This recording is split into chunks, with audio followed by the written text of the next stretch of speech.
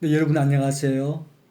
오늘은 기독교 역사상 가장 탁월하시고 위대한 사상가이자 스승이신 아우구스티누스에 대해서 공부하도록 하겠습니다.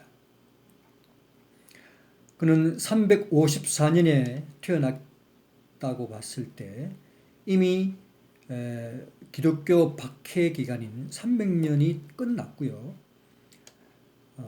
313년에 밀라노 칙령 이후에 황제가 소집한 325년에 니케아 공의회에서 중요한 교리, 삼일체론이랄지 예수의 양성론이랄지 하는 것이 확립된 이후에 태어나게 됩니다. 392년에 테오도시우스 황제가 오히려 기독교를 로마의 국교로 할 때쯤에는 아우구스티누스는 38세가 됩니다. 이제 그가 작년에 이제 사제 서품을 받았고요. 3년 후에는 히포의 주교가 되어서 본격적인 교회 지도자로서 활약할 때에는 이미 로마에서 기독교는 국교가 되어서 굉장히 많이 부상했었고요. 또 기존의 교부 신학자들의 신학이 교리가 어느 정도 완성되어 있었습니다. 이제 이것을 더욱 집대성하고 완성한 교부 신학을 완성하고 또 앞으로는 모든 신학과 철학의 기초를 놓으신 분이 아우구스티누스입니다. 그런 교회 지도자로서 그 당시에 또 이란 또 오류들의 가르침에 그런 도전에 대해서도 열심히 논쟁을 하셨던 도나투스파랄지 또 뭐죠? 도나투스파나 펠라기우스파 이런 종류의 어떤 가르침에 대해서도 교회를 확립하기 위해서 많이 애를 쓰셨죠. 그러다 보니 그는 굉장히 많은 책을 썼습니다. 한 500만 자가 된다고 그래요. 이것은 그 당시에 이런 말이 있습니다. 얼마나 많은지 아구스티누스의 이 책의 생산량은 그 이전의 라틴 문학이 존속하는 전체 분량과 양적으로 대등하다라고 하는 말이 있을 정도로 그는 많은 책을 써내게 됩니다. 그러나 그러한 아구스티누스도 사실상 32세가 될 때까지는 기독교를 믿지 않는 실력 있는 수사학자였습니다. 황실의 대변인격이라고 할 수 있는 황실의 수사학 교사로서 발탁될 만큼 실력 있는 수사학 선생이었던 것이죠. 그는 신학을 공부하기 전에 철학을 먼저 공부한 사람이었습니다. 그가 로마에서 수사학을 배우기 위해서 학생으로 있었던 시절에 스토아파의 중기의 전성기였던 키게로의 논문 호르텐시오스를 읽고서 그는 철학에 전념하기로 결심하게 됩니다. 철학에 전념하면서 동시에 그는 영적으로 또 그 당시에 이단 종교인 마니교에 또 흠뻑 심취하게 되죠. 그래서 그는 약 한 28세가 될 때까지 한 9년간 마니교에 처음에는 청종자로 그 다음에는 교사로서 아주 열정적으로 전도 활동을 하게 되죠. 그래서 많은 친지와 친구들을 마니교로 개종시킨 그런 전력을 가지고 있습니다. 그는 또 자유분방해서 19세에 어머니 모니카 몰래 노예 출신의 여자와 10년을 함께 살면서 아들까지 낳게 되죠. 사실상 그는 모니카는 독실한 크리스찬이었잖아요. 그래서 그녀로 말미암아서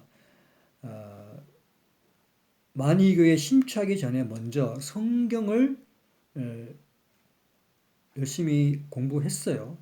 성경에서 지혜를 찾아보았지만 그러나 그는 성경에 있는 역사나 이야기들이 자신의 이성으로는 또 도덕관으로는 도무지 이해할 수 없는 것이 너무 많아서 그만 실망하고 성경을 읽지 않고 모니카의 기도에도 불구하고 그런 어떤 방탕한 생활을 하게 되는 거죠. 그가 만유교회에 심취했지만 그 후에 만유교회에 대해서도 그는 열심히 질문하고 공부하는 중에 만유교가 문제가 많다는 것을 발견하게 됩니다. 신플라톤주의를 접하고는 결국 만유교를 떠나게 되죠. 신플라톤주의에서 공부했던 그는 신플라톤주의에서도 어떤 한계를 느끼고 당시에 있었던 신 아카데미아 플라톤 학파가 있었던 그곳에서 회의주의자들에게서 배운 회의론에 빠져 있었던 것입니다. 제가 이렇게 지금 간략하게 그의 지적이고 영적인 방황을 말씀드리는 이유는 이게 바로 제가 첫 시간에 말씀드린 철학하는 사람의 전형적인 태도라고 하는 것입니다. 어떤 사람이 철학을 해야 되느냐? 어떤 정신을 가지고 철학을 해야 하나? 라고 했을 때 저는 두 가지로 말씀을 드렸습니다. 첫째, 지혜를 사랑하고 갈망하는 사람이다. 알기를 원하는 사람이다.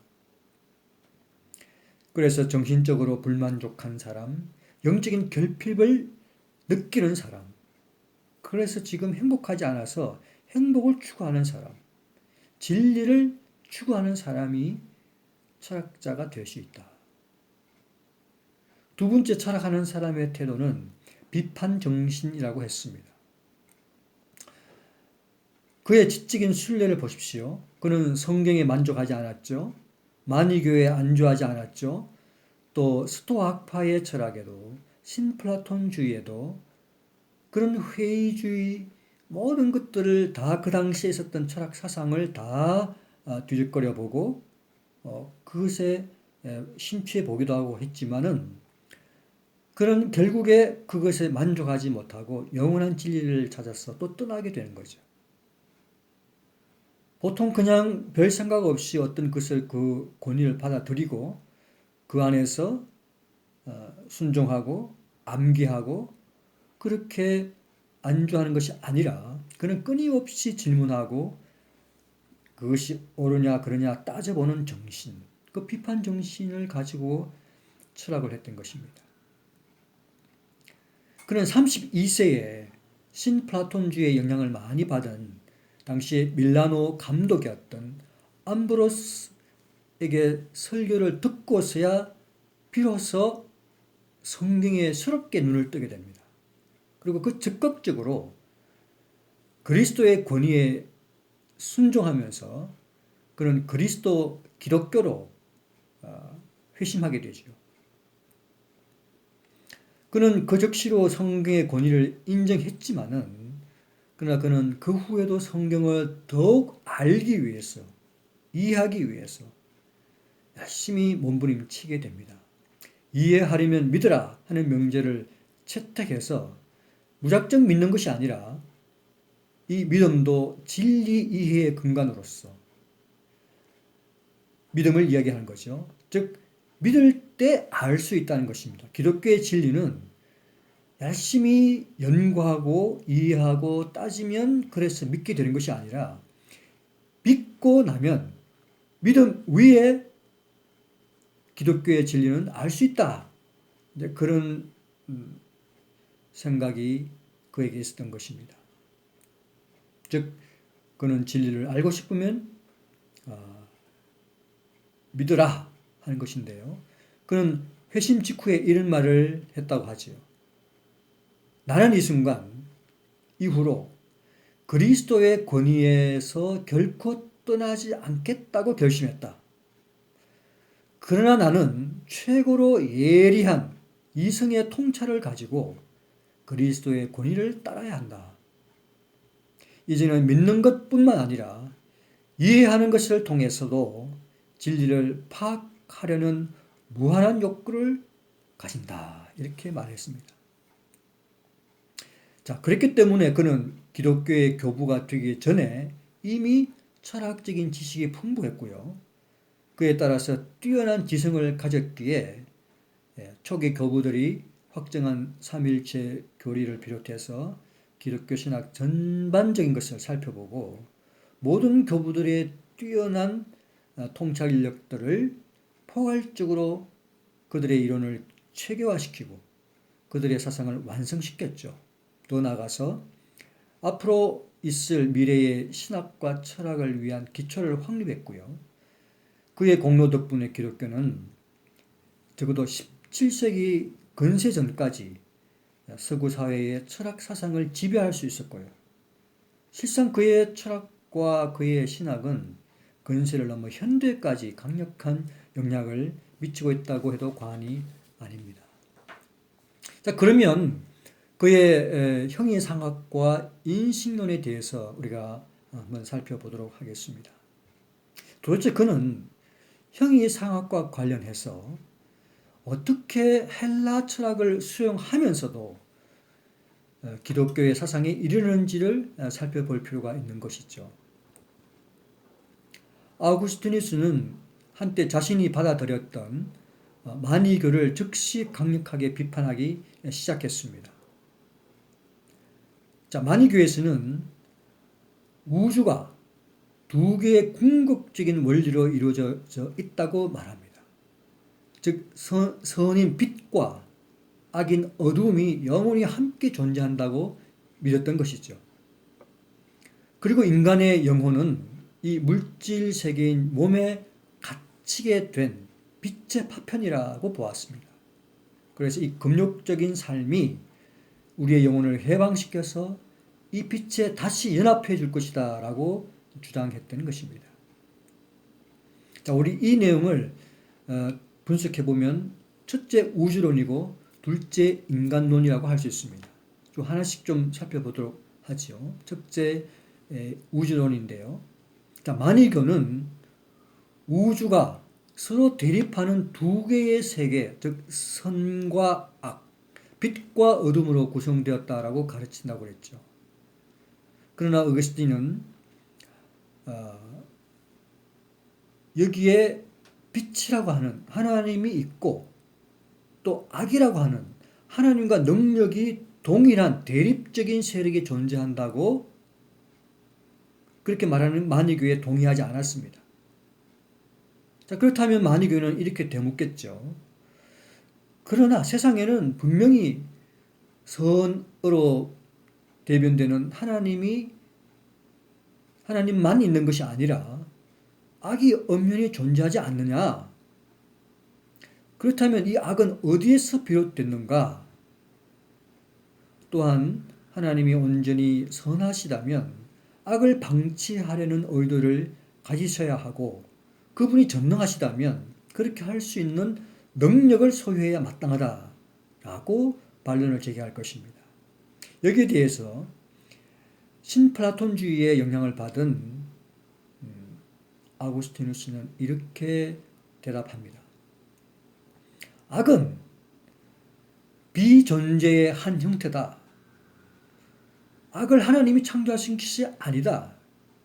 왜냐하면 하나님이 지으신 모든 것은 하나님이 보시기에 심히 좋았다라고 말씀하시기 때문에 하나님이 악을 창조하실 리가 없다 이거죠. 이 악은 하나님이 창조하신 세상에서 결여로 존재한다. 자, 결여가 뭐냐면 예를 들어 소는 날개가 없고 상수리 나무는 과실을 맺지 못하죠. 물은 불에 타지 않는다 이 말이죠. 자, 뭔가 결여되어 있잖아요. 자, 이런 결여는 정상적이어서 아무런 문제가 되지 않지만 그러나 때로 존재가 마땅히 있어야 할 자리에 비존재에 의해서 잠식되는 경우가 있습니다. 예를 들면은 열매를 맺지 못하는 나무, 또 날지 못하는 새, 기형아로 출산된 아이, 네, 이런 것은 마땅히 존재해야 할 것에 존재하지 않는다 이 말이죠. 아구스틴은 이런 경우의 비존재를 결여라고 하면서 악은 비존재와 같은 것이다. 결여로서 존재한다. 이렇게 말을 합니다. 그리고 다른 모든 악의 근원이 되는 가장 큰 악은 도덕적 결여다. 곧 천사들과 인간의 죄다. 죄를 도덕적 결여로 본 것이죠. 자, 그러나 오늘날 이것에 대해서 반틀의 제자인 존 프레임은 이렇게 반박합니다. 결여 논증은 혼란을 초래한다. 하나님은 이 피조 세계에 대해서 절대적인 주권을 행사하시기 때문에 우주에 있는 모든 존재는 하나님이 창조하셨다. 만일 우주 안에 비존재로 일컬어지는 것이 존재한다면 그것도 역시 하나님이 만드신 것에 속한다. 우주 안에 비존재와 결여가 존재한다면 하나님이 원하셨기 때문에 존재하신다는 것이죠. 하나님이 피조 세계의 모든 측면에 주권적으로 관여하신다. 사실상 성경은 재해도 그렇고 물론 죄까지도 하나님의 뜻에서 비롯되었다라고 말씀하십니다. 자, 그렇다면 우리는 선하신 하나님이 악을 창조하셨단 말인가? 라고 물을 수 있겠죠. 자, 이것에 대해서 프레임은 우리로서는 단지 하나님의 선한 세상을 창조하셨지만 천사들과 인간이 그분께 불순종함으로써 악이 초래되었다라고 말하는 것이 최선이다. 자, 이렇게 이야기를 합니다. 그런데 사실상 이런 신플라톤주의자들이 말하는 그러한 동일한 대답을 아우구스티누스가 이야기했지만 그 자신도 이 결여에 대해서 충분히 만족하지 못했습니다. 그래서 그는 성경을 보고 성경의 이 타락 기사를 보면서 성경에서 독특한 기독교적인 해답을 찾아냅니다. 자, 이 악을 아우구스티누스는 이때까지 형이상학적인 그러한 문제로 보았는데 성경을 보고서 그는 악은 형이상학적인 문제가 아니라 도덕적인 문제라고 생각을 하게 됩니다. 자, 악은 하나님이 창조하신 선한 세상의 일부가 아니죠. 그것은 하나님의 명령을 인격적으로 거부하는 데서 발생한 것이다. 즉, 하나님은 천사와 아담을 선하게 창조하셨지만 그들이 지나친 자기애에 사로잡혀서 스스로 자유의지로 하나님께 불순종함으로써 세상에 악이 존재하게 된 것이다. 이렇게 말하는 것입니다. 이처럼 악을 기존의 형이상학적인 것에서 도덕적인 것으로 논증한 것은 아우구스티누스의 탁월한 어떤 생각, 사색을 우리가 보여준다고 말할 수 있습니다. 이처럼 아우구스티누스는 초기 교부들처럼 플라톤과 플라토니스에게 많은 영향을 받았지만 그러나 스스로 생각하는 주제에 대해서 그게 만족하지 않고 성경을 보면서 독특한 기독교적인 대답을 찾으려고 무척이나 애썼던 그러한 열정을 비춰보면 이전에 어떤 기독교 사상가들보다도 훨씬 능가하는 그런 모습을 우리가 보게 되지요. 자, 논의를 계속해 나가면 악을 도덕적인 문제로 보고 하나님의 명령을 인간이 인격적으로 거부하는 데서 악이 비롯되었다라고 말한다면 우리는 이렇게 물을 수 있겠죠. 전능하신 하나님이 왜 인간이 하나님의 말씀을 불순종하고 거부하도록 내버려 두셨나? 전능하신 그분이 말이죠. 자, 여기에 대해서 어거스틴은 죄는 자유의지를 가진 인간에게만 나타나는데 자유의지의 참된 가치는 자유로운 선택과 결정이 가능해야 비로소 가능하다라고 말하는 것입니다. 하나님이 금지한 선악과를 따먹을 수 있는 가능성을 가질 때 자유의지는 성립한다는 것이죠. 아담과 하와의 자유의지는 선인 하나님의 뜻에 따라 순종하며 살아야 되는데 하나님의 뜻, 계명, 말씀에 불순종함으로써 악이 발생한 것이라 그런 말이 되겠습니다. 그러면 우리는 다시 이런 질문을 할 수 있겠죠. 왜 하나님은 인간에게 자유로운 선택이 가능하도록 창조해놓고 그 자유를 잘못 사용해서 죄를 범하게 내버려 두셨나? 애초부터 자유의지를 주지 말든지 기왕의 자유를 주었다면 악은 피하고 선을 선택하도록 만들었어야 하지 않겠는가? 그러나 이것에 대해서도 어거스틴은 이렇게 대답합니다. 그것은 하나님의 사랑 때문이다. 즉 하나님이 인간을 너무나 사랑한 나머지 진정 자유로운 의지를 갖도록 창조하셨다고 하는 것입니다. 어거스틴은 자유의지에 관한 견해에서도 초기 교부들의 견해에 따라서 형이상학적인 자유를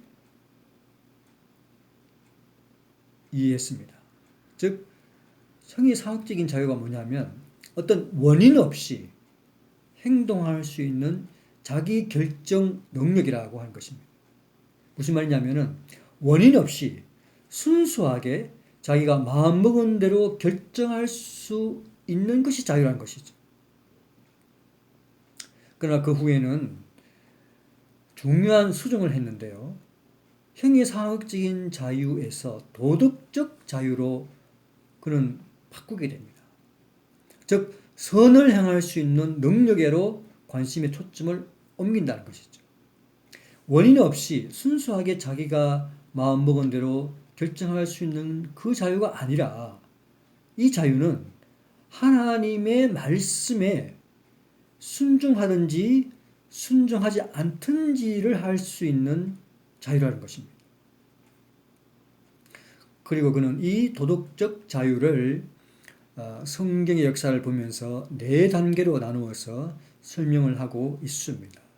그 첫 번째 단계가 아담과 하와가 에덴 동산에서 누렸던 자유의지를 얘기합니다.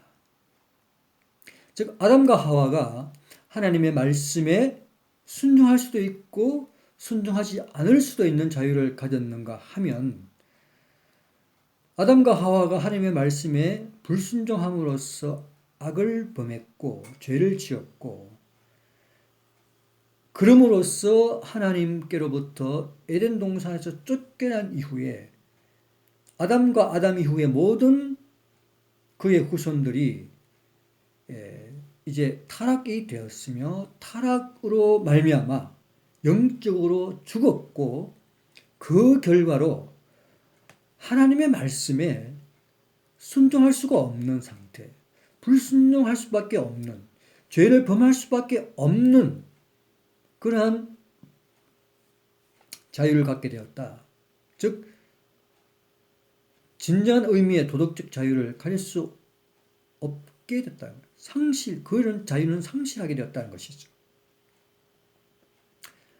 그리고 세 번째 단계에 가서 그러나 그리스도 안에서 회심함으로써 새롭게 새 사람이 된 신자 안에서 비록 죄를 여전히 지을 수 있지만 자유의지, 선을 행할 수 있는 도덕적 자유를 회복하게 되었다. 이렇게 얘기를 하게 됩니다. 그리고 네 번째 단계로 이제 천국에 가서 이 신자들은 완전히 의롭게 되어서 더 이상 죄를 짓지 않고 자유롭게 선을 행하는 그러한 자유를 갖게 될 것이다. 이렇게 설명을 하게 됩니다. 자, 이런 주장은 이 땅을 살아가는 크리스찬들에게 거듭난 신도에게는 아주 중요한 구원의 과정을 가르치는 데 굉장히 효과적인 것이라고 할 수 있겠죠. 자, 어쨌든 어거스틴은 그 당시에 펠라기우스, 즉 그들은 아담과 하와의 타락 이후에도 여전히 그의 후손들은 죄의 영향을 받지 않는다. 그래서 죄의 습관을 깨뜨리기는 어렵지만 자유로운 도덕적인 노력을 통해서 성공을 거두어서 삶을 개선할 수 있다. 그래서 충분히 선할 수 있고 충분히 선하다면 천국에 들어갈 수 있다라고 말했습니다. 그 펠라기우스에 대해서 그들을 비판하면서 아니다 이거죠. 세 번째 단계, 즉 우리가 비록 예수님의 은혜로 새 사람이 되었지만 그 전에 인간은 타락했고 죄를 지을 수밖에 없고 그 죄를 짓는 상태에서 완전히 벗어나지 못했기 때문에 우리는 그 죄의 영향을 받고 있어서 여전히 죄를 짓기도 하고 짓지 않을 수도 있다고 하는 그런 차원에서 펠라기우스 학파의 그 논리들을 깨보시죠. 그렇다면은 어떻게 이 두 번째에서 세 번째 단계로 변화될 수 있느냐? 즉 죄를 지을 수밖에 없는 하나님의 말씀에 불순종할 수밖에 없는 그 인간이 어떻게 새 사람이 될 수 있느냐? 새 사람이 되어서 자유의지를 회복할 수 있느냐라고 했을 때 여기에서 그 유명한 은혜의 교리가 나옵니다. 즉 인간이 스스로 노력하고 애써서 도덕적인 노력에 의해서 자유의지를 회복할 수 있는 것이 아니라 순전히 하나님의 은혜로 된다고 하는 것입니다. 즉 인간의 이러한 변화는 스스로의 결정에 의한 노력에 의한 결과가 아니라 하나님의 은혜가 자기 안에서 역사함으로써 하나님의 공로로 예수님의 공로로 그렇게 새 사람이 되게 됐다고 하는 피조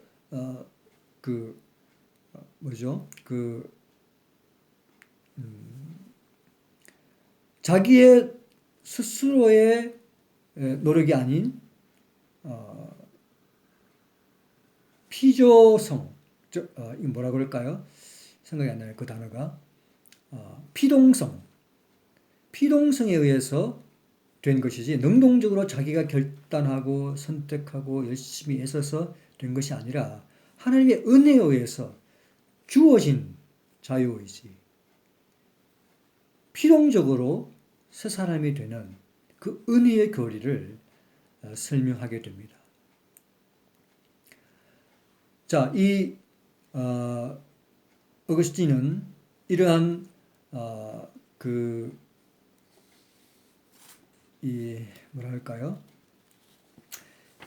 이 형이상학적인 문제뿐만 아니라 만유교에서 얘기했던 그 두 번째 인간론에 대해서도 다시 한번 좀 살펴볼 필요가 있습니다. 그럼 어떻게 헬라 철학을 수용하면서도 성경으로 이것을 뛰어넘는지를 볼 필요가 있겠죠. 만유교가 두 번째 했던 말은 인간은 몸과 영혼으로 되어 있고 인간의 영혼은 물질 세계인 몸에 갇히게 되었다고 하는 것인데 이것은 사실상 만유교뿐만 아니라 플라톤도 플라토니스도 똑같은 생각을 하고 있었던 것이죠. 이것에 대해서 어거스틴은 몸을 인간의 본질로부터 분리하려는 생각은 어리석다. 인간은 몸과 영혼이 함께 구성되어진 복합적인 피조물이다. 영혼은 언젠가는 죽을 땅의 몸을 가지고 목적을 성취하기 위한 도구로 지배되어지고 사용되어진다라고 얘기를 합니다. 그래서 몸은 영혼의 무거운 짐이긴 하지만 플로티누스가 말했던 것처럼 그런 악이 아니다. 플로티누스는 말이죠. 그는 일자로부터 이 신적 지성, 또 신적 지성에서 세계 영혼, 그리고 최종 단계인 물질 세계로 이렇게 질서 있게 아름다움을 드러낸다라고 분명히 이야기했는데, 그러나 물질 자체는 악이다. 이게 논리적인 모순을 얘기를 했던 것이죠. 그러나 아우구스티누스는 하나님의 창조에 있어서의 물질을 악으로 보지 않습니다. 선하신 하나님이 물로부터 자유롭게 창조하셨기 때문에 어거스틴은 그 물질의 선함을 인정했습니다.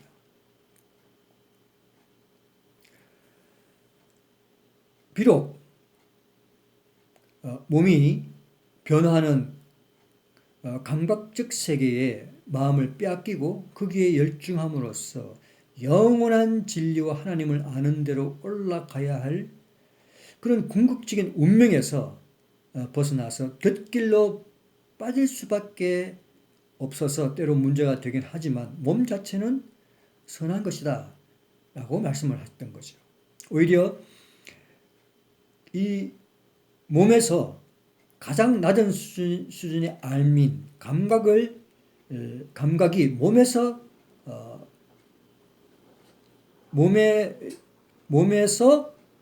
그 감각이 나온 거예요.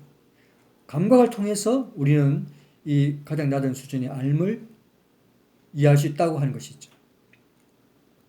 물론 이 알은 영은 불변한 진리, 이 진리에 대한 판단을 하기 위해서 갖춰야 될 확실하고 참된 지식을 획득할 수는 없죠.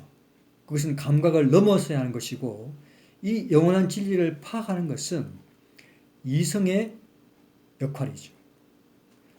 어거스틴은 이 이성도 두 가지로 나누었습니다.